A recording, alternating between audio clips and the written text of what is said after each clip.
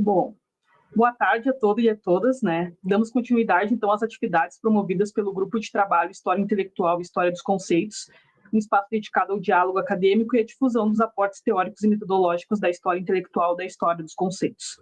É com grande satisfação que recebemos hoje a professora Flávia Florentino Varela, que nos brindará com a palestra intitulada Elizabeth Caroline Hamilton Gray e a escrita da história da Etrúria no início da Era Vitoriana.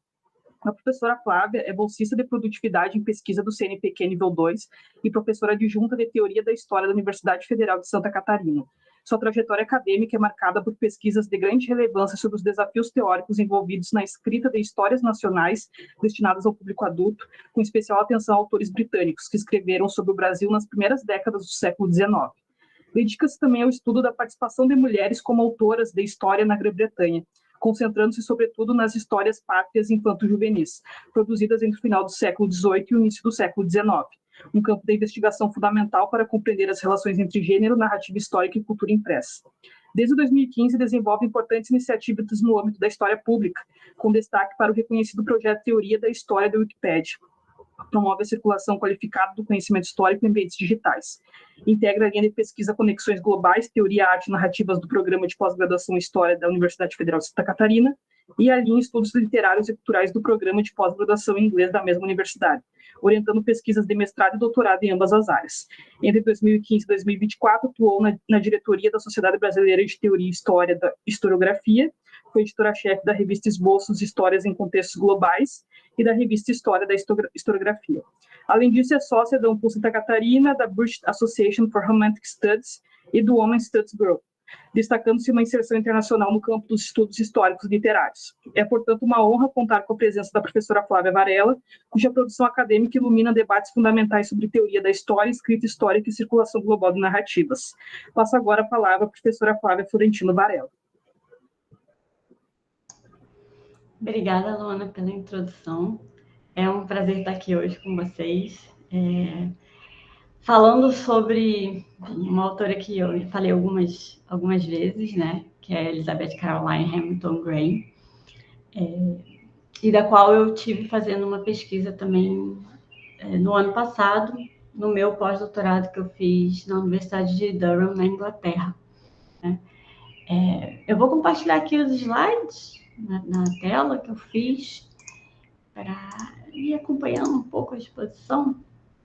Deixa eu ver aqui, só um minutinho. Ver se eu consigo melhorar isso daqui.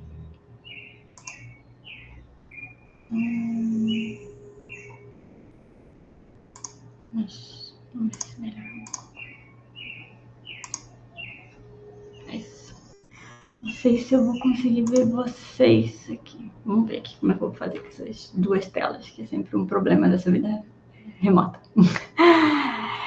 Bom, então, essa autora é uma autora, assim, um tanto quanto desconhecida, né, a qual eu vou falar hoje. Não, assim, não por nenhuma particularidade da nossa audiência brasileira ou qualquer coisa assim, né? Ela é uma autora desconhecida de forma geral mesmo na Inglaterra, na Escócia.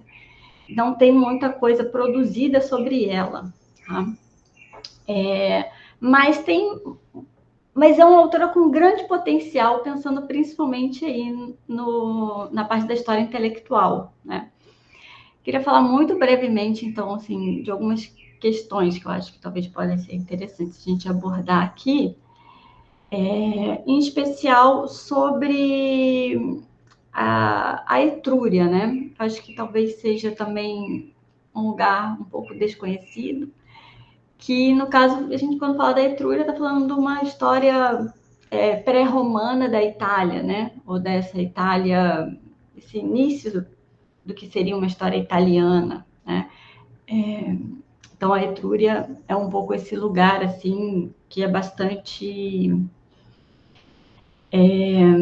envolto, né, em diversas questões que nós vamos ver aqui ao longo da apresentação, mas que eu acho que também contribuem um pouco para essa, digamos, um pouco essa falta de conhecimento, né, sobre quem é Elizabeth Caroline Hamilton Gray, né, pela própria natureza de algumas das obras que ela escreveu como essa história da Etrúria. Deixa eu ver como eu vou passar esse slide.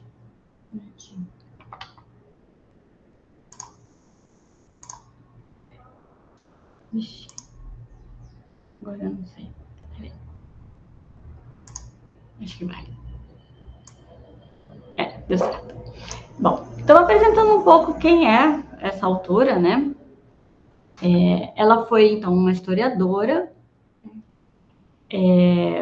mas ela é muito mais conhecida por um relato de viagem que ela fez de uma viagem para a Itália, né? Que ela fez com o marido. E um pouco, eu vou contar um pouco dessa história, né? Mas dessa viagem, então, teve esse relato de viagem, essa narrativa de viagem que ela tem, e esse interesse contínuo que ela tem pela história antiga, principalmente sobre a história italiana, né? Ela nasceu, então, na cidade de Alva, na Escócia, tá?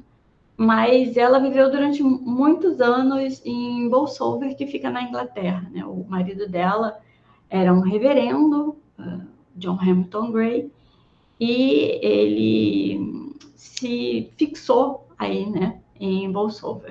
E foi aonde eles moraram grande parte da vida deles, né?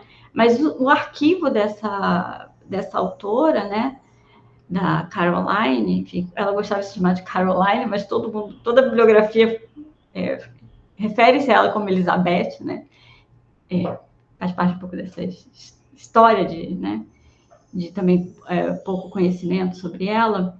Mas o arquivo dela, né, muito bem preservado, tem muita coisa dela, tá na Escócia, né, que foi onde eu fui um pouco também no meu pós-doutorado, né? Então, é uma autora com um grande potencial, porque ela tem aquilo que a história intelectual tanto busca, né? São conexões com outros autores, poder desvendar um pouco, né, dessas conexões de autores, de diálogos, como é que acontecem esses diálogos. Então, assim, só que é tudo em manuscrito, né?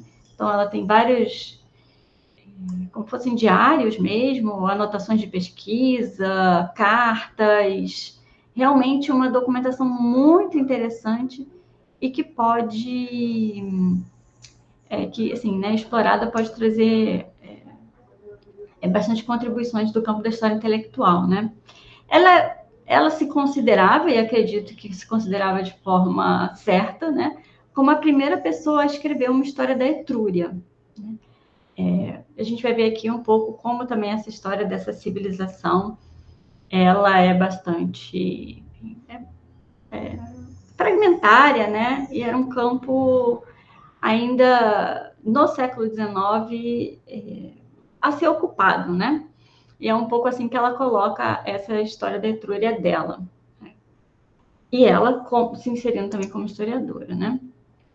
Então, aqui para a gente ter uma noção das obras que ela publicou, né? Como eu falei para vocês, as obras dela, então, lidam com essa história da Itália antiga, né?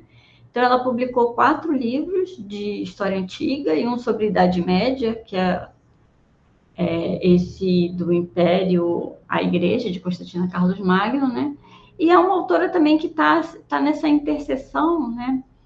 De escrever para adultos e escrever para crianças. Então, essa história da Etrúria dela, bom, começar, né, pelo primeiro. O primeiro livro dela foi esse Tour pelos Sepulcros da Etrúria, publicada em 1840, logo após essa viagem que ela fez com o marido, né?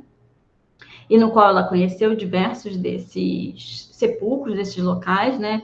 A história da Etrúria, até hoje em dia, é uma história muito baseada na arqueologia, apesar desse período, desse meados aí, né, um pouco antes do século XIX, as pesquisas arqueológicas ainda estarem bastante no começo, né, onde houve diversos descobrimentos, né, achados dessas sepulturas, que são as coisas mais, talvez que todo mundo mais ou menos tenha visto em algum momento, né? E que é bastante preservado, tem bastante material preservado relacionado à Etrúria, né? Então, em 1840, ela publica esse tour pelos sepulcros. Foi um relato de viagem uma recepção muito favorável, né? Muito elogioso mesmo. E, a partir disso, ela começa, então, essa história editorial dela de publicação sobre essa Itália antiga, enfim. Em 1843, ela publica esse primeiro volume dessa obra, que é da História da Etrúria, o volume 1, né? É uma obra, então, que tem 3 volumes, o volume 1 em 43, o segundo volume em 44, e o terceiro volume, ele demora muito tempo para ser publicado. Vai ser publicado só em 68, né? Então, depois dela já ter feito uma série de publicações, né? Nesse pós-doc que eu fui para a Inglaterra investigar esse arquivo dela, a minha ideia era um pouco descobrir também, enfim, por que houve esse intervalo de tempo tão grande entre o segundo volume e o terceiro, já que, enfim, ela continuou publicando outras obras, então não houve uma diminuição da produção autoral dela, e o primeiro volume, né, foi publicado também com um espaçamento muito curto para o segundo, né? Então era de se esperar que esse terceiro volume saísse ainda na década de 40, né? Mas não foi isso que aconteceu. Ele só vai ser publicado no final da década de 60 do século XIX. Eu não consegui responder muito bem, né? Porque tem uma lacuna documental dentro desse arquivo dela, né? Nem tudo ficou preservado, algumas coisas, inclusive tem algumas aquisições, né? Recentes desses manuscritos dela, então é uma coisa que eu ainda não consegui resolver plenamente, né? Mas que me dá bastante curiosidade, assim, né, intelectualmente falando, por que isso, né? Algumas das hipóteses, por exemplo, que eu pensei, né, apesar da gente ter uma recepção muito favorável desse relato de viagem dela, quando ela escreve essa história da Etrúria, a recepção não é tão favorável, existem resenhas que saem à época, né, de intelectuais bastante desfavoráveis, assim, principalmente que salientam a inaptidão que ela teria enquanto mulher para escrever uma história tão abstrata, né, que requer tanta abstração e tanto conhecimento de religião, enfim, coisas que eram consideradas de um polo mais masculino, né, de como isso era incompatível, né, com o tipo de história que ela está tentando escrever, né. Então, um pouco uma hipótese era que essas recepções desfavoráveis, né, poderiam ter levado a algum tipo de desânimo com esse público adulto, e que teria levado ela a escrever essas histórias que são para jovens, né, que ela vai escrever nessa sequência, né, ao invés de terminar a história da Etrúria, que já vinha sendo planejada como 3 volumes.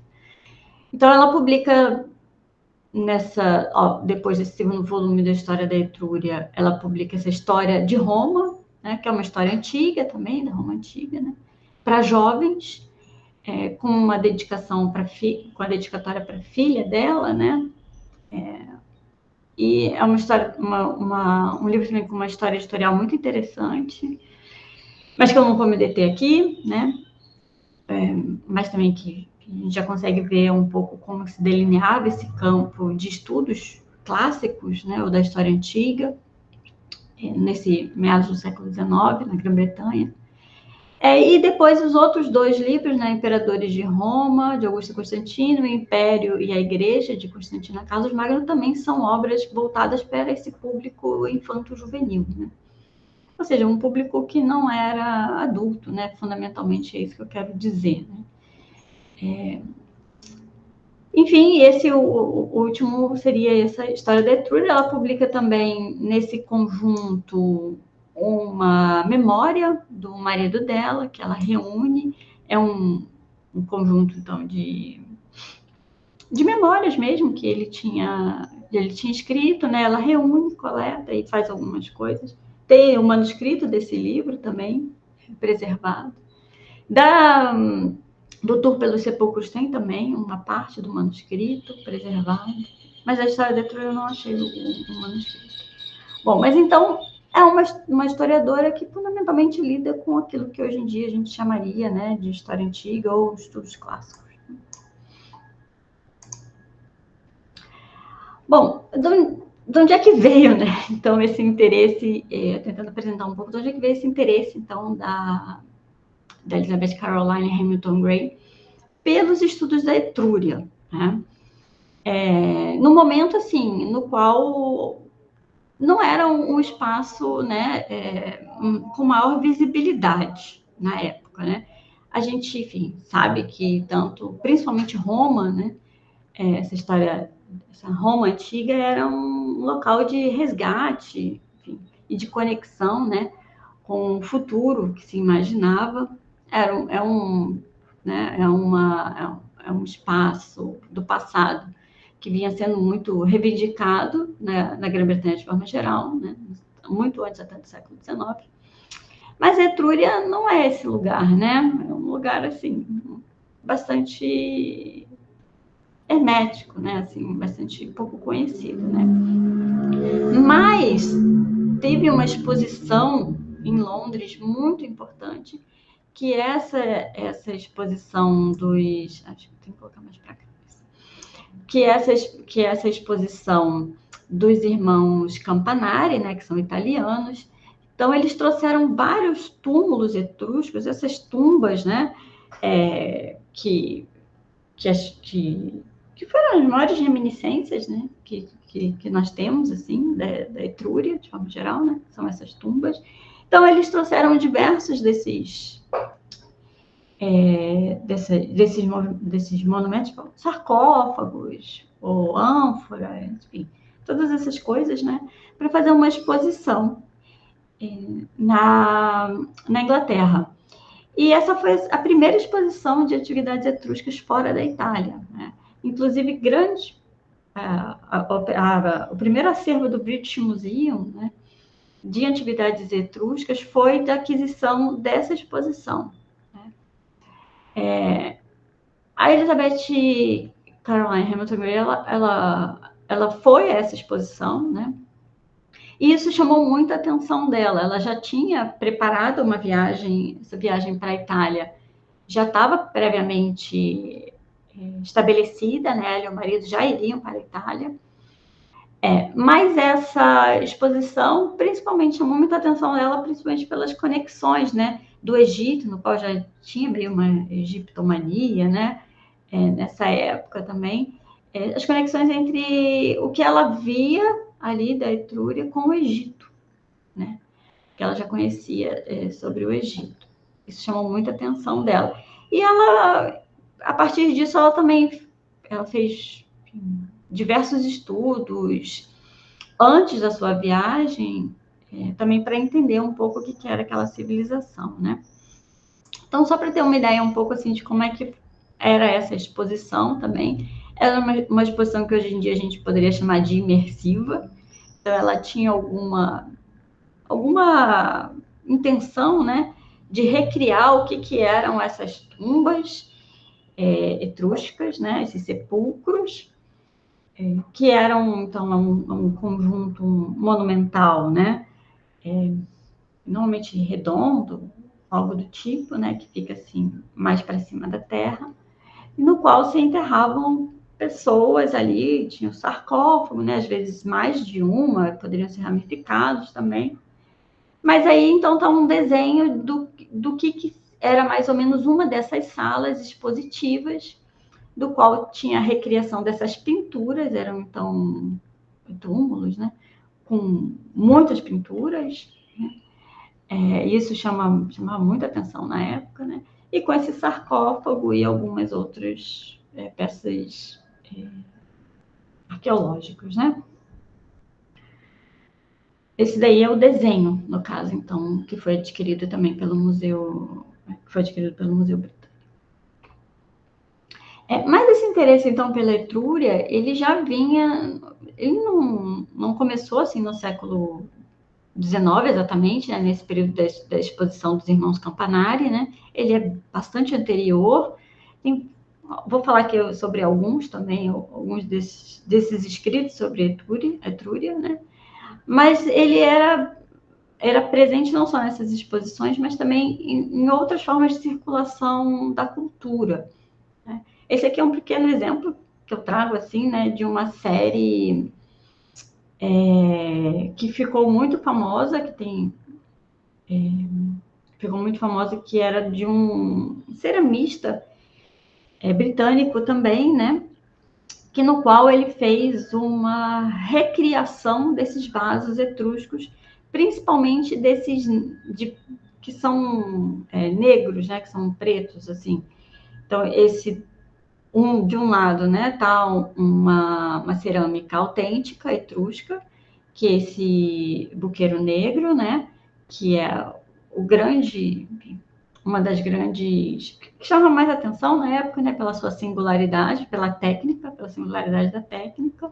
E do outro lado está essa reprodução do século XVIII, que tentava imitar esse buqueiro negro, né, no qual era inspirado nessa técnica da etrusca, né, de fabricação dessas cerâmicas. Então já vinha assim um interesse, digamos, social, né, cultural, enfim, dessa elite, óbvio, né, dessa elite britânica relacionada à Etrúria, né? E existe, enfim, uma grande curiosidade até, né, de que em especial vários escoceses, né, como a Hamilton Gray, tiveram alguma ligação com esse estudo da história da Etrúria ao longo desse século XVIII no século XIX, né? Um desses, que é um dos principais, muito citado, é que eu trouxe esse conjunto aqui de autores também, porque são autores que ela cita, né, como importantes para a elaboração da história da Etrúria dela, né? Mas existem muitos outros, né? Tem, enfim, uma boa literatura também sobre a importância, né, dos etruscos para a autoafirmação dos Médicis, né? Que é onde se insere esse primeiro livro, que não é o único, tem muitos outros, né? Do Thomas Dempster, que foi uma encomenda, então, também, né? Dos Médicis, para fazer no sentido de tentar traçar uma espécie de genealogia, né, entre essa Etrúria pré-romana e os Médicis, né? E tem não só esse, mas várias outras publicações existiram, né? Essa daí, ela acabou ficando em manuscrito e foi publicada no início do século XVIII, né? Ela foi escrita no século XVII. Além do Dempster, ela também cita bastante o Giuseppe Micali, no qual ela teve a oportunidade de conhecer nessa viagem que ela fez à Itália, né? Então, o que ela cita, esse de 1810 dele, né? A Itália antes do domínio dos romanos, um desses livros importantes. O Nibo, né? Que publica, então, essa história de Roma, a primeira edição, né? No início também do século XIX, tendo a segunda edição. Essa primeira edição não teve muita repercussão na Grã-Bretanha, mas a segunda edição, na década de 20, se não me engano, já teve mais repercussão, né? Ela também cita bastante a história de Roma. E é um livro que lida, então, apesar de falar dessa antiguidade romana, né? Essa Roma antiga, lida também com essa história pré-romana, que seria dos etruscos, né? É interessante pensar assim, né, que hoje para a gente é muito dado essa ligação também, ou a importância dos etruscos, da civilização etrusca, para a construção da Roma, como, por exemplo, os jogos de gladiadores, né, que são ligados a isso, a própria toga, né, o manto púrpura, a toga púrpura, enfim, essas que são consideradas traços da cultura etrusca, né? Essa ligação entre a Etrúria e a Roma antiga foi uma ligação também nessas matérias, né? Nessas questões, assim, de costumes foi algo que foi traçado pelo Dempsey, né? Então é uma coisa do século XVIII também, que vem dessa tradição então de entendimento, né, do que é essa história pré-romana da Itália. Um outro livro, logo depois do Niebuhr, né, tem um outro alemão muito importante, que é o Miller, do qual, inclusive, o terceiro volume da história da Etrúria, da Hamilton Gray, vai ser uma tradução do Miller, Os Etruscos dele. Foi um livro muito importante também nesse campo. Eu vou falar um pouquinho mais para frente do Niebuhr e do Miller, em especial. E um outro livro do Micali, que ela cita, né, que é a história dos antigos povos italianos. Então, ela está lidando aí com esses, né, e outros autores, né? Então, um ponto essencial, né, desse envolvimento dela com a Etrúria é, de fato, essa viagem que ela faz junto com o marido entre 1838 e 1839. Então, ela tem um conhecimento também que é bastante incomum nesses autores, exceto o Micali, né, que nós estamos falando. Muitos deles nunca viram nenhuma sepultura etrusca, né, conhecem esses artefatos de desenhos, né? A circulação não é assim tão comum, né? Eles tinham um conhecimento pouco, né, pouco das coisas, né? De ver as coisas e tal. Inclusive, nessa viagem, tanto ela quanto o marido, né, formaram uma coleção de vasos, escarabelhos, várias coisas etruscas. E algumas, por exemplo, estão no Victoria and Albert Museum e em outros lugares também, que foram saíram de coleções privadas, né, e foram para coleções públicas. Bom, então nessa viagem que ela faz com o marido, eles têm uma viagem assim bastante erudita, né? Eles estão bastante interessados em conhecer sobre não só a história Roma antiga, mas sobre a Etrúria também, né? Então, eles frequentam diversas palestras no Instituto de Correspondência Arqueológica, em Roma. Eles, então, conhecem vários estudiosos, como eu falei, o Giuseppe Micali, vários arqueólogos, frequentam escavações arqueológicas, né? Eles presenciam aberturas dessas tumbas, né? É importante lembrar que nesse período a gente está tendo a arqueologia como a gente conhece hoje em dia não existia, né? Era uma coisa muito incipiente, feita por pessoas interessadas, né? Com muito poucos métodos e coisas e procedimentos, né? Que hoje em dia são comuns, né? Mas era uma época também que estava se descobrindo outras, digamos, civilizações antigas soterradas, né? Como o próprio Pompeia, Herculano, né? Então tinha um interesse arqueológico muito, muito grande e visto como um potencial, né, de conhecimento dessas civilizações antigas também, né? E ela visitou, então, diversos desses locais do qual já se tinha conhecimento, né, de que tinham muitos vestígios dessa civilização etrusca, né? Aí eu marquei no mapa alguns deles, né, como Tarquínia, né, Cerveteri, Veios, Vúlcios, que ela foi, né? E ela descreve também nesse tour pelos sepulcros da Etrúria, né? Ela descreve esses lugares, né? Bom, então é só para falar então que esse tour foi o primeiro, né? E isso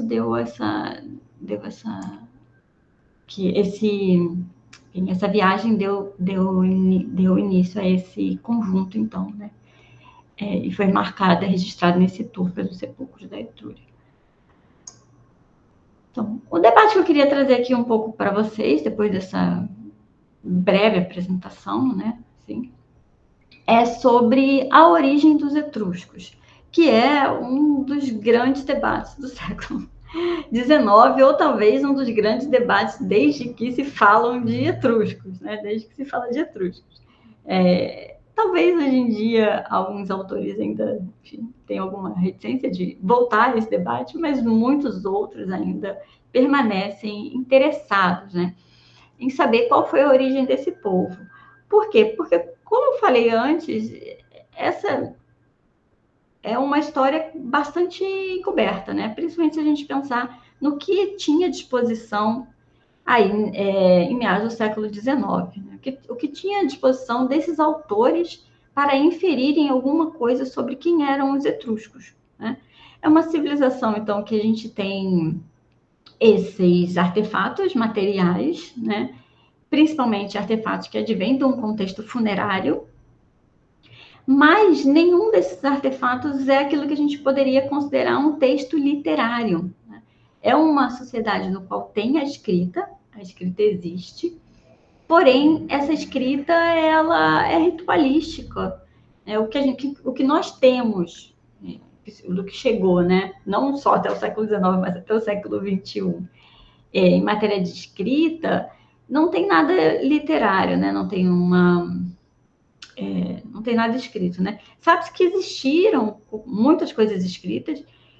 Acredita-se até que o imperador Cláudio escreveu uma história da Etrúria, mas que se perdeu, né? E não só o que ele escreveu, mas diversas outras coisas que teriam existido, que se tem notícia, né? Porque autores comentam sobre a existência, né? Mas que não chegou até a gente. Então, acaba que muito do que se tem que pode ter sido escrito, então, por etruscos, né? Nesse contexto fúnebre, e nós temos algumas poucas coisas escritas por outros autores, principalmente gregos, né? Ou romanos, mais tardio, né? Sobre essa civilização, né? Mas que também é de forma muito fragmentária e vem sendo lido, né, ao menos desde o século XIX, como muito enviesada também, né? Ou seja, falando muito mais sobre as projeções que, por exemplo, a sociedade romana fazia sobre ela mesma, né, e como os etruscos serviam de um contra-exemplo a essas projeções sociais romanas, né? Ao invés de dizer coisas que eram autênticas, né, sobre os etruscos. Então tem assim, além da gente lidar com essa civilização com vestígio escrito muito pequeno, né, o que se tem sobre ela é de segunda ou terceira mão, né, e bastante enviesado também, né. Então essa sempre foi uma questão muito presente na investigação desse povo, mesmo a gente falando no século XIX, né? E isso trouxe o quê? Trouxe muitas especulações, né? Muitas especulações. Porque a verdade é que tem uma lacuna muito grande sobre o que se pode saber, né? Sobre os etruscos, né? Então, a grande polêmica do século XIX era sobre a origem dos etruscos, e ela permanece, né? Não muito recentemente, agora teve estudos, por exemplo, que tentam traçar, através do DNA, qual é a origem, então, dos etruscos, né? Mas, tentando colocar isso em termos do século XIX, em termos históricos, né? Deixa eu ver se... Isso aqui não estou conseguindo tirar esse negocinho da página, que está cortando. Mas, então, de forma geral, o que nós temos? Duas interpretações que são da antiguidade e que vem sendo retomada até hoje por todos os estudiosos da Etrúria, né, sobre essa origem, né? Então, a primeira delas vem do Heródoto, né, que no qual ele coloca nas histórias, né, que os etruscos eles viriam da Lídia, e ele situa a Lídia na Anatólia, que é a atual Turquia, né? Então ele coloca que os etruscos emigraram da Turquia para a Itália, em algum momento, né? Por que houve essa imigração? Então, ele explica que teve uma grande fome na Lídia, né? E o rei dividiu o povo em dois grupos, né? Um que ficou e o outro que foi liderado pelo seu filho chamado Tirreno, né? Que emigrou, que seriam esses etruscos, né? Então, esse grupo teria atravessado o mar, chegado à Itália e se estabelecido ali, né? Tornando-se os tirrênios, ou seja, os etruscos. Então, o Heródoto denomina eles como tirrênios. Então, essa é uma primeira teoria, que coloca, então, que os etruscos, eles são, na verdade, um povo que saiu da Turquia e foi para a Itália. Né? A segunda teoria já é do Dionísio de Halicarnasso, que é alguns séculos, né, posterior a do Heródoto. Né? Para o Dionísio, né, os etruscos, que ele também chama de tirrenos, eram autóctones, né? Ou seja, eles eram originários da Itália, sem parentesco com lídios ou outros povos orientais. Né? Então, dessa argumentação do Dionísio, né, porque eles, enfim, eram muito diferentes dos outros povos, então ele enxerga isso como uma característica de ser único, né, de enfim, não ter essas conexões. Então, dessa proposição do Dionísio, desenvolve essa teoria, então, de que os etruscos eles seriam um povo originário, autóctone da Itália. Então, durante algum tempo, essas foram as duas principais teorias relacionadas à origem dos etruscos, né? Ou serem migrantes orientais, né? Ou serem autóctones italianos, né? Bom, no século XVIII, XIX, começa a ter uma outra teoria concorrente, do qual vai ter alguma vida também, né? Não tão longa, talvez, quanto essas duas anteriores, né?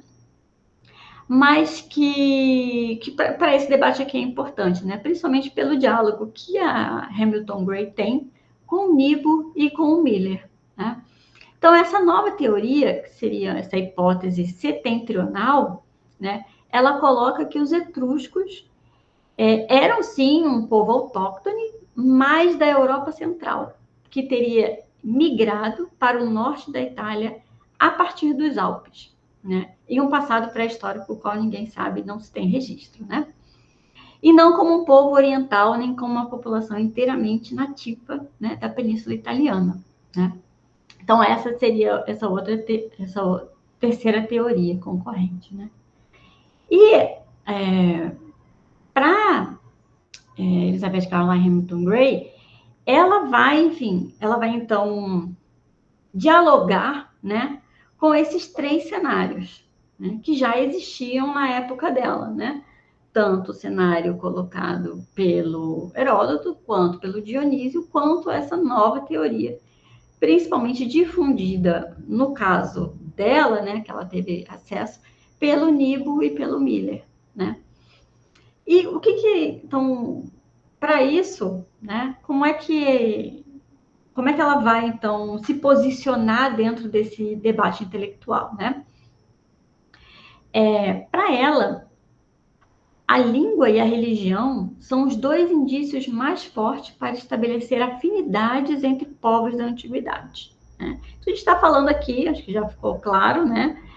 De teorias especulativas. Né? São teorias especulativas sobre a origem dos etruscos. Né? E, então, na ausência de evidências, evidências empíricas concretas, né? Para Hamilton Gray, a gente estaria nesse campo, então, da especulação.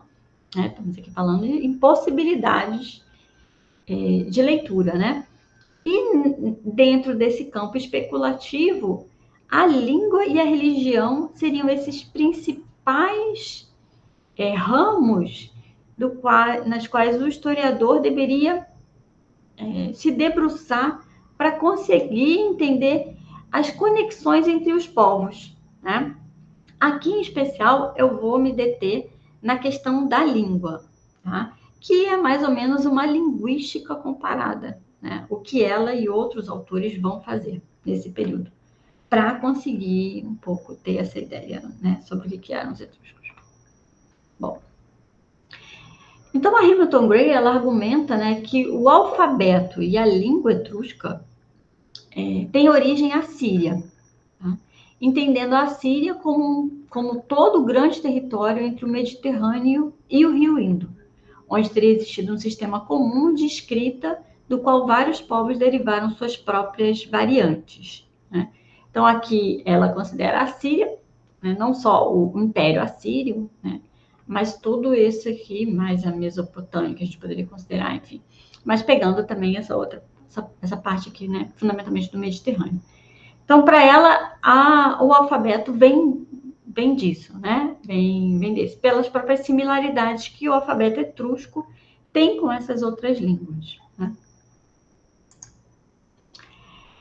E ela também acreditava que o etrusco, então, seria uma ramificação fenícia ou assíria, com mistura posterior de elementos egípcios, gregos e etruscos, né? Mesmo que certas inscrições não provem exatamente a origem dos etruscos, né? Elas demonstram, segundo ela, uma interação contínua entre os etruscos e o Oriente. Então, ela parte desses vestígios linguísticos, né, do alfabeto. Aqui tem um vaso, né, do qual tem o alfabeto etrusco escrito aqui, é um vaso usado para guardar tinta, né? Do qual tem muitas similaridades entre os outros alfabetos, né? Principalmente o alfabeto grego, né? E no qual a gente consegue perceber, então, né, tanto no alfabeto quanto na língua, para ela, essas interações com o Oriente, né? Ou seja, com essa região aqui que ela chama de Assíria, né? E daí ela vai fazer toda uma argumentação baseada na linguística comparada, né, sobre por que ela, então, acredita, né, qual é a origem, então, etrusca, né? Nós conhecemos os etruscos por etruscos porque assim foram denominados pelos romanos, né? Os romanos falaram que esse povo se chamava etrusco. Mas eles mesmos se denominam como racena, né? Então, o que ela vai dizer, né? A partir então, dessa informação, né? Que os etruscos, eles eram originários da antiga cidade de Hessen, mencionada na Gênesis, né? Como situada na Síria. Então, ela vai fazer uma argumentação a partir da preservação dessas consoantes, das consoantes R, S e N, em Hessen e Racena, né? Para fazer essa ligação entre essa cidade assíria e a origem dos etruscos, né? Essa argumentação tipo de linguística, ela também está, por exemplo, no Nibo, né? Uma coisa comum na época, apesar de hoje em dia para a gente parecer uma teoria muito pouco estranha, né? Mas essas ligações eram bem comuns e ela vai, enfim, contrapor o Nibo em vários momentos a partir de conhecimentos linguísticos e o que seria um desenvolvimento, enfim, da língua e reminiscências né, que se preservam e que a gente poderia, então, voltar na história através desse estudo linguístico também, né? Bom, então, o que ela propõe, então?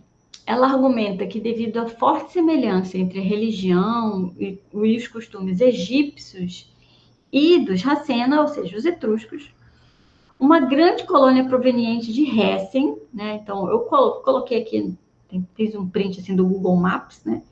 Tentei colocar mais ou menos para a gente ter uma ideia hoje em dia o que seria isso que ela chama de exílio, né?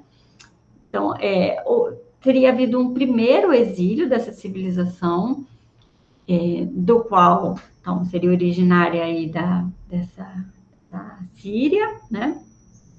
Então, ela teria saído daí, ido para o Egito, e daí vem muitos dos... Aqui está o Egito moderno, né? Mas vocês entendem que é o Egito antigo. Que foi isso que deu para fazer. Mas que, então, a partir desse tempo permanecido no Egito, então, muitos dos traços culturais egípcios permaneceram, né, nesse povo, e em algum momento, né, eles tiveram um segundo exílio para a Itália, né? Então, eles saíram 2 vezes, né? Então, a teoria dela é um pouco distinta das outras, né? Porque para ela eles não eram um povo autóctone da Itália, né? Tinham migrado, mas não como para Dionísio Halicarnasso, né? Não como para Heródoto, que teriam vindo da Turquia, né?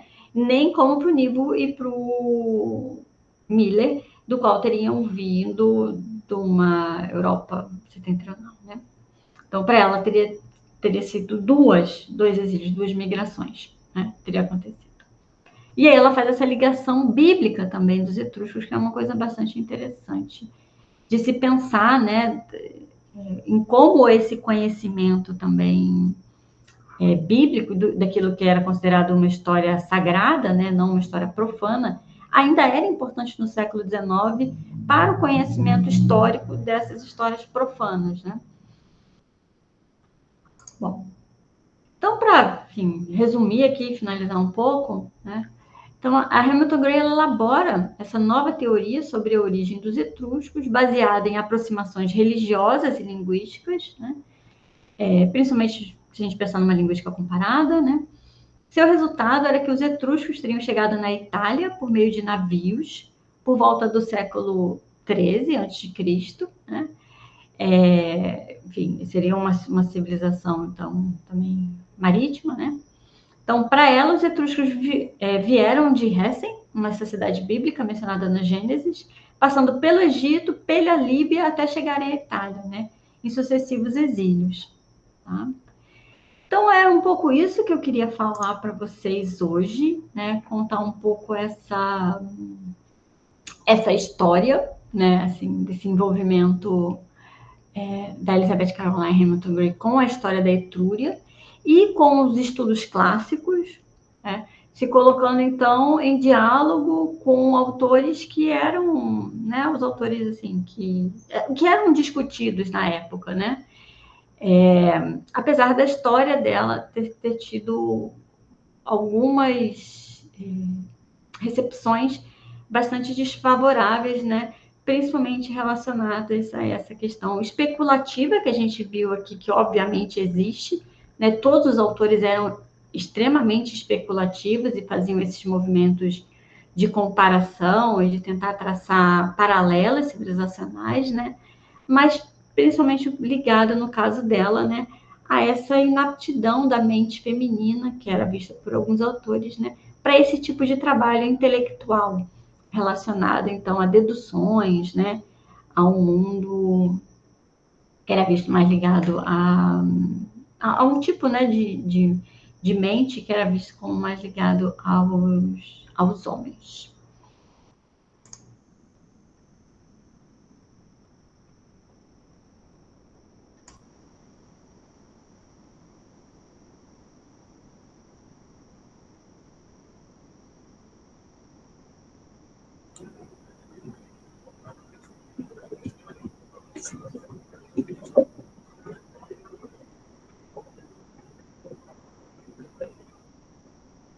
Obrigada, prof, pela incrível fala, foi maravilhoso. Eu trabalho também um pouco com recepção de mitos gregos, né, na obra de escritores ingleses, da Mary Shelley e do Percy Shelley.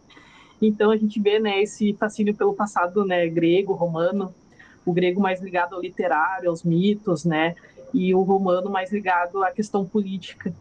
E aí a gente vê nessa questão dos etruscos, que é mais antiga, e aí se baseia nessa questão da cultura material, nessa análise, né, por exemplo, dos vasos, da questão funerária, e eu acho que a Elizabeth, né, ela foi muito sagaz ali, trazer essa questão da religião e a questão da língua, né, como uma nova hipótese, para uma nova teoria no sentido de contradizer ou talvez de dialogar com esses outros homens que estavam produzindo história, né. Eu cheguei a dar uma procurada e eu vi que a recepção não foi muito bem, né, porque ela é mulher, obviamente, teve algumas escritas não favoráveis, né, o que ela fez, porque a mulher vive muito na idealização, na romantização, em criar algo não concreto, né, enquanto os homens já criam algo concreto. Então, né, eu acredito que a recepção também das obras delas não foram, né, como ela, não sei se ela esperava também, né, que alcançasse um grande público. Aí a senhora poderia responder para nós, assim, se a senhora chegou a mapear alguma questão da recepção das obras dela. E aproveitando também parabenizar a Flávia pela excelente fala, acho que é um duplo estímulo, né? Cada vez que a gente tem um trabalho de história da historiografia, a gente fica interessado pelo autor ou pela autora e também pelo tema que ela está pesquisando aqui, né? Então, mas é só uma questão também que vai um pouco na esteira do que a Luana falou, em relação a essa questão, esse corte de gênero também, acho que a recepção e essa relação, né? Afinal de contas, é uma mulher escrevendo, né? E se há também essa atribuição de certas características que seriam mais, enfim, né? Atribuídas à mulher, como, sei lá, como a Luana falou, né? Sei lá, romantiza mais, ou, sei lá, que mais poderia atribuir como especularia mais, não sei, né? Mas, enfim, acho que esse aspecto também afinal, século XIX também, né? É um problema que continua até hoje, né? A gente sabe, mas acho que ser uma historiadora, né, nesse período é sempre um problema, independentemente do trabalho, né?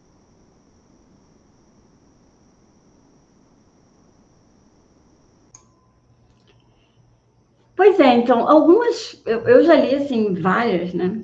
Não sei se todas, mas várias recepções, né? Principalmente, assim, resenhas, que a gente poderia considerar resenhas hoje em dia, né?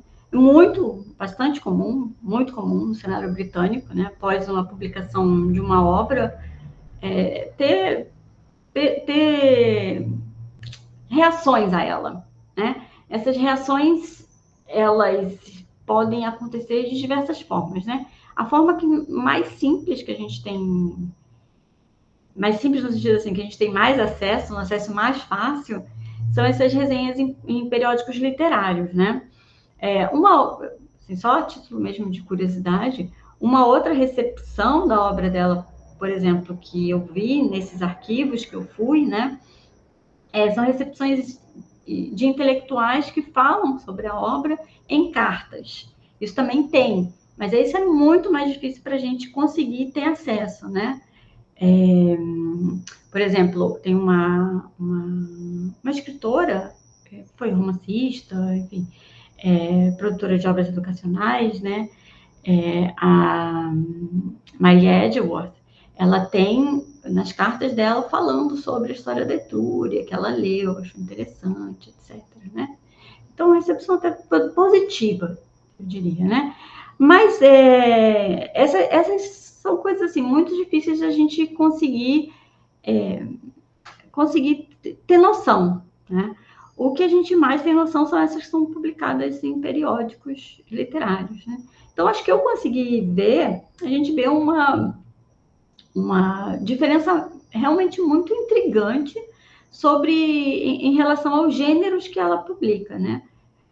Principalmente o relato de viagem, o qual é uma obra que teve pelo menos 3 edições em sequência, né? O que demonstra assim, já não só uma boa recepção da crítica literária, né, que a gente poderia chamar, mas também do público, de interesse por essa obra, né? Então, teve uma boa recepção, uma boa acolhida, e as resenhas que aparecem, elas são muito positivas, né? A gente sabe também que o gênero do relato de viagem é um gênero que as mulheres tiveram muita facilidade em escrever sobre. Nós temos várias mulheres que escrevem, né? A própria Mary Shelley escreve um relato de viagem também, e que tem uma boa aceitação, né? porque é um gênero novo também, né? Pensando numa história da literatura, é um gênero não só novo, né? Dentro aí desse, sei lá, século XVIII. Claro, a gente sempre pode discutir essa questão, né? Se coisas produzidas fora disso também não podem ser consideradas. Enfim, sempre tem um grande debate sobre a origem desse gênero literário. Mas, enfim, é um gênero que era visto como uma novidade naquele período, né? E por essa novidade, assim como o romance, a gente sabe que é um gênero novo também, do 18, era muito mais simples as pessoas se inserirem, né? Essas pessoas que estavam se tornando, digamos, literatas, né? Ou profissionais da escrita. Era muito mais simples, né? Esses gêneros emergentes, porque eles não têm uma tradição já consolidada de quem escreve, para quem escreve, sobre o que escreve, do qual a história já tem, né? Porque não é à toa que hoje em dia a gente começa a falar de uma história da historiografia, de uma escrita da história, começando lá, né, na Grécia Antiga, né? Essa percepção era uma percepção do século XIX também, né? Então, tem essas dificuldades, né, que o relato de viagem não tem. Ela tem e não só isso, né? É um gênero também ligado, por exemplo, a ir a um local, ver aquele local, ao contrário da história, né, que nunca exigiu que as pessoas fossem a lugar nenhum, né? Escreviam coisas, né, sobre lugares que nunca foram e cada vez recuando mais no passado, que nunca poderiam nem ter estado, né? Não precisa nenhum conhecimento exatamente em loco geográfico, né? E muito menos quando a gente recua no passado, né? Então, a história é uma coisa mais intelectualizada, não sei se esse é um bom termo para o século XIX, mas acho que comunica um pouco o que eu quero dizer, né? Enquanto o relato, por exemplo, fazendo essa comparação com a Hamilton Gray, né, não era um saber, né, você foi lá, viu, presenciou. E o relato de viagem está ligado também à história também, de certa forma, mas muitas dos elogios que ela recebe por esse relato de viagem, né, não está só na perspicácia dela ter visto, dessa sensibilidade, né, que ela tinha, mas também por uma escrita muito delicada, né, assim, colocar nesse sistema assim, uma escrita prazerosa, né, aquela leitura que você gosta de ler, que você se interessa e tal. Isso é muito colocado, né, nessas avaliações sobre o diário, esse tour dela, né? Esse relato de viagem. E aí, quando a gente compara a história, quando ela começa a publicar essa história, algumas dessas resenhas já são híbridas, porque como esse tour recebe várias reedições, né? Acaba que algumas dessas reedições pegam as primeiras edições ou do primeiro volume ou do segundo volume, né? Então, e essas são muito interessantes porque a gente consegue ver exatamente a crivagem ali, né? Como tem diferenças baseadas nesse gênero literário que a pessoa escreve, né? Existem qualificações para você escrever sobre uma coisa e qualificações para você escrever sobre outra. Então, isso é muito perceptível, né? Ela publica todos os livros dela com o nome e sobrenome, né? Todo mundo que vai ler sabe quem ela é, né? Sabe assim, que é uma mulher que está escrevendo e uma mulher que que não ocupa nenhuma posição institucional, porque nesse momento a gente já tem vários autores que estão escrevendo sobre a antiguidade, o próprio Nibor, que é um grande exemplo, né? Mas a gente não precisa sair da Grã-Bretanha para isso, que tem postos institucionais em universidades, né? Ou então em colleges, né? Assim, que são de grande nome, assim, né? Tipo, sei lá, Eton, uma coisa assim, né? Esses locais que não são universitários, mas que estão preparando ali, né, essa grande elite. Então, esse tipo de espaço ela também não ocupava. Ela era o quê? Ela era uma mulher de um clérigo que morava na cidade de Bolsover, né? Ela não frequentava esses espaços, nem espaços de academias, institutos, até onde eu consegui perceber, ela também não frequentava né, que são espaços importantes de autoridade nesse momento, né? Então, ela também tinha um respaldo institucional muito pouco, muito fácil de ser atacado, né?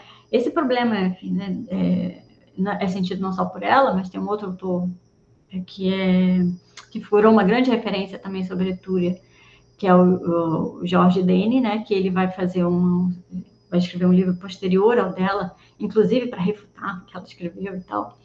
Ele é um diplomata, também ele é autodidata, que vai enfrentar esses problemas também, que é o problema da falta de amparo institucional, né? Que era importante nesse período. Mas ela tem uma outra camada, né? Além, digamos, né, dessa falta de amparo institucional, ela tem a camada de ser mulher, né? E todo mundo sabia que ela era uma mulher. E, incrivelmente, isso ainda era muito importante no século XIX, né? Para dizer sobre o que você poderia escrever, né?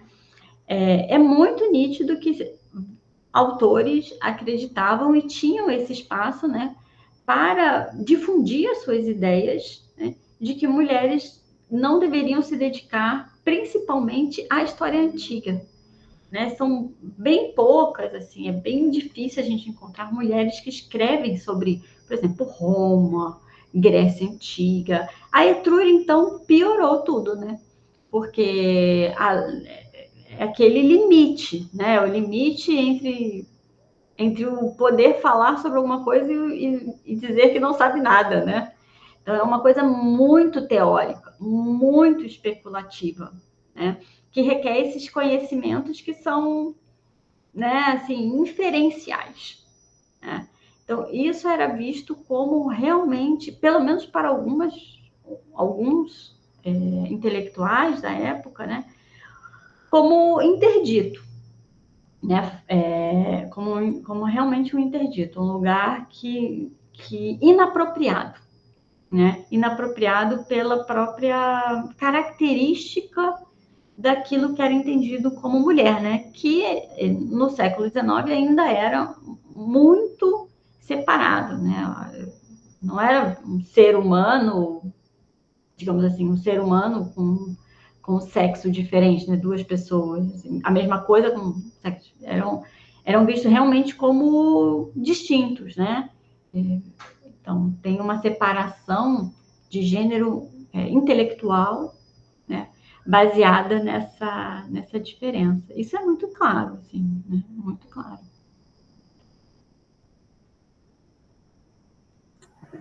Eu acho que tem muito essa questão do público, do privado, né, professora? E eu acho que essa questão, acredito, no meu ponto de vista, que ela é uma mulher privilegiada, né, por poder estar produzindo conhecimento de alguma forma. Como que tu vê essa construção do conhecimento, como é que era a pesquisa, o tempo que ela tinha delimitado para poder se dedicar a tudo isso? Tu chegou a pesquisar lá na Inglaterra? Gostaria de saber um pouquinho. Era uma mulher com muitos privilégios, né? Muitos privilégios, que permitiam se dedicar à escrita. Também tinha um marido com uma posição razoável, ela também não vinha de uma família, né, que a gente poderia dizer pobre ou sem posses, né? Nenhum dos dois.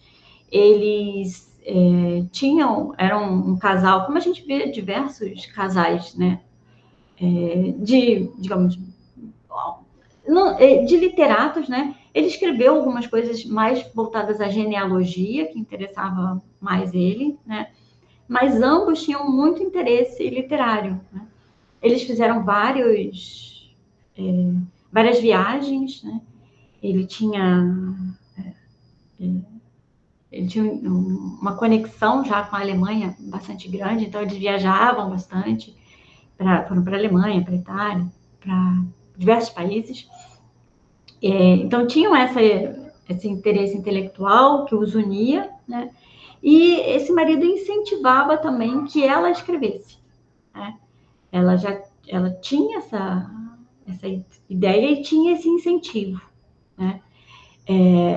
Tem vários diários dela que são assim, diários do dia a dia, né? O que eu fiz hoje, né? mas mais assim, de rotinas da casa, né? Ah, eu fui comprar isso, fui fazer aquilo, né? Então a gente vê que ela mantinha essas responsabilidades domésticas, né? Que eram dela enquanto mulher, né? Que naquele período, enfim, era considerado como corriqueiro e ela assumia isso, né? Mas conjugava a essa vida intelectual. Né? Algumas vezes, a partir desse momento, né, também que você tem esse círculo, algumas oportunidades vão surgindo.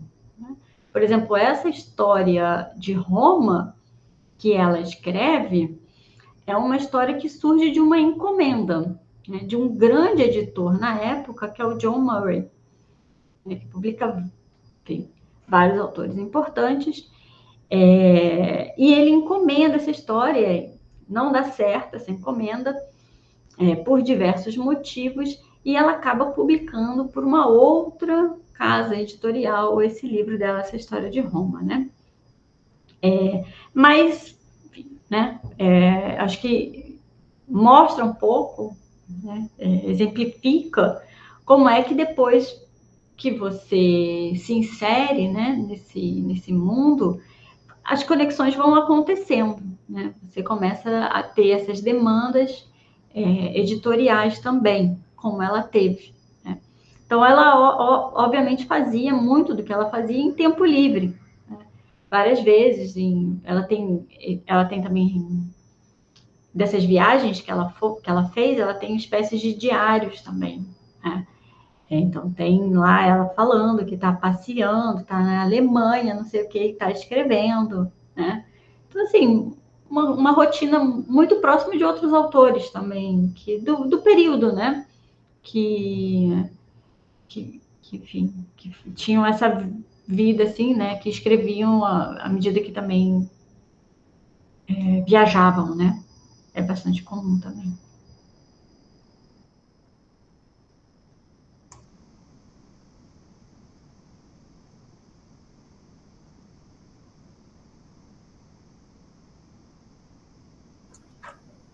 Ali, quando tu falou dos relatos de viagem, me lembrei muito da Marston Crafts, né, que ela escreveu sobre a Noruega e a Dinamarca, e ela colocava questões políticas, né, e até percepções sociais mesmo, né, da sociedade e ao redor dela, ao longo, né, dessa viagem. E ali tem muito do romantismo, né, inglês, e o próprio William Gordon falou que ele se apaixonou por ela quando leu aquele livro, sabe, porque foi muito bem escrito. Então, acho que a Mary Shelley também se destacou nesse quesito. E, né, a própria Elizabeth, como tu falou, né, que acabou colocando muito também da questão histórica dentro desses relatos de viagem, né, algo muito, muito importante no ponto de vista. Muito legal. O relato de viagem era esse gênero, assim, né, meio que fazia com que a pessoa retomasse, tivesse algum conhecimento histórico, né, algumas das vezes, e mesclasse isso a um conhecimento presente. Então, é um gênero assim, que a gente pode ver diversas mulheres lidando com conteúdo histórico também. Não é incomum em relatos de viagem ter conteúdos históricos. Sim. São próprias reflexões, né, que elas têm até mesmo sobre como elas se colocam naquele mundo, né. Foi muito o que a Marston Craft fez, né, ao colocar questões até mesmo sobre o que ela esperava da filha dela, ao ver as mulheres da região e tudo mais. E é algo que a gente pode utilizar, claro, historicamente, para tentar compreender esse passado. E outra questão também é o círculo intelectual ali, se ela circulava por alguns homens que se colocavam como historiadores, que escreviam sobre esse passado. A senhora tem alguns nomes? Se ela chegou a frequentar algum círculo intelectual? Então, pois é, né? Ela vivia numa cidade que é o nada, né? Assim, é muito fora, né? Enfim, tem um grande debate, né? Sobre relacionado a essa centralidade ainda que Londres tinha, principalmente nesse debate, né, literário, né? Mas não só Londres, mas a gente possa colocar Edimburgo também como um eixo, né? Mas ela vivia num local distante, né? E claro que existiam cartas, existia correspondência, etc. Mas ela não fazia parte de nenhum, até onde eu consegui perceber ainda, tem muita coisa para fazer, muita coisa pra fazer. Porque ela tem as cartas, dá para fazer toda essa rede intelectual de correspondência, tudo isso dá para ser feito, né? Os próprios diários, no qual ela cita pessoas, né?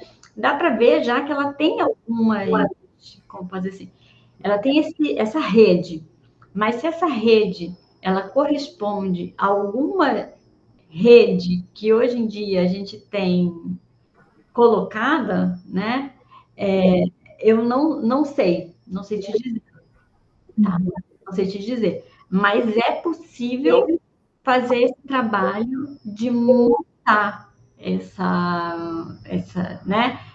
Através das correspondências, através do que ela deixou manuscrito, que ela ia visitar. Isso é muito fácil de fazer. Só tem muito trabalho, né? Porque é tudo manuscrito. Tudo manuscrito. E, enfim, né? É uma autora, se vocês forem procurar, assim, pouquíssimo estudada. Ela é citada muito de forma muito, assim, periférica, em vários. Tem obras. Bom, eu tive que ler algumas coisas sobre Etrúria de verdade, né? Sobre o que as pessoas hoje em dia acreditam que é um estudo sério sobre Etrúria, né?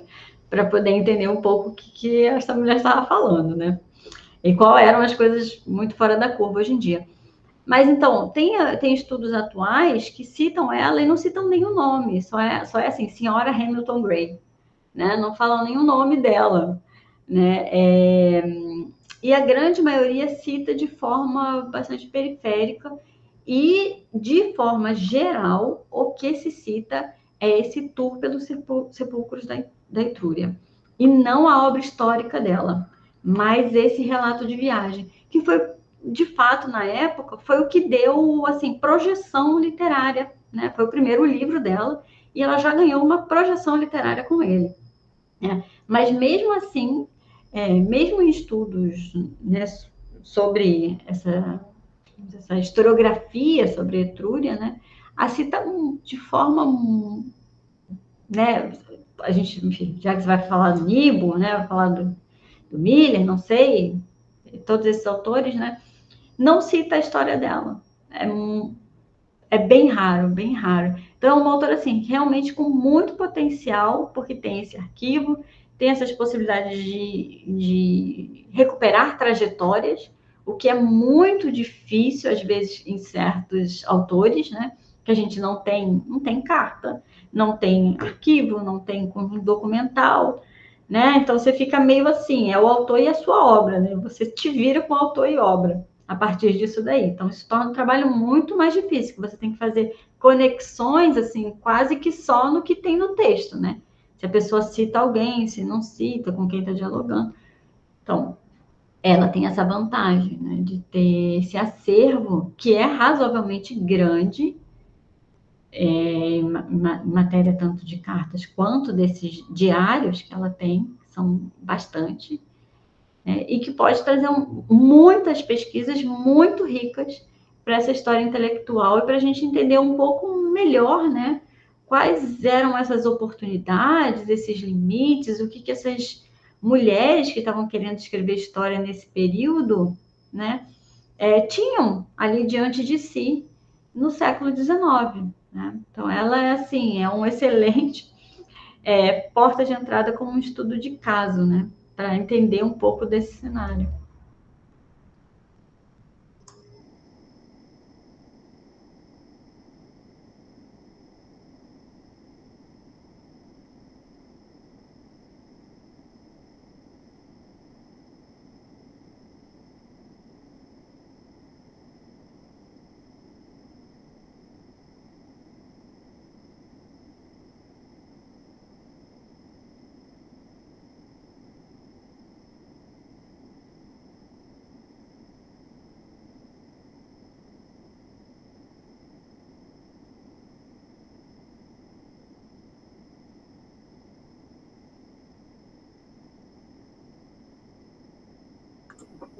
Alguém tem mais alguma pergunta, alguma coisa?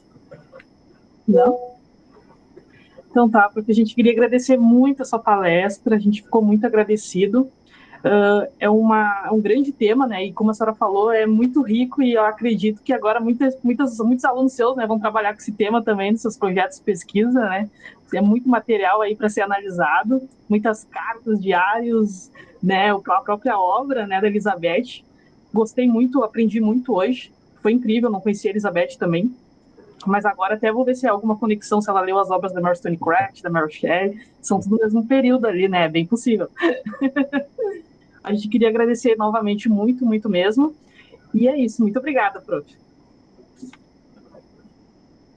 Eu também quero agradecer mais uma vez, Flávia, mais uma vez também pedir desculpas, né, pelo fato de não fazermos a transmissão ao vivo. Aí já deixando a mensagem aqui para quem for assistir depois no YouTube, nós tivemos um problema técnico, então não estranhem, né, quando virem o vídeo daqui carregado para o YouTube e a transmissão que não foi em tempo real, né?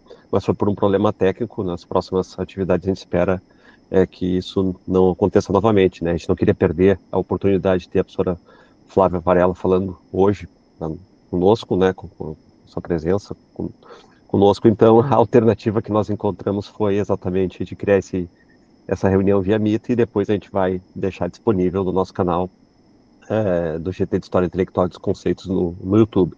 Também agradeço imensamente, professora, pela sua atenção, disponibilidade e me desculpo mais uma vez pelo ocorrido.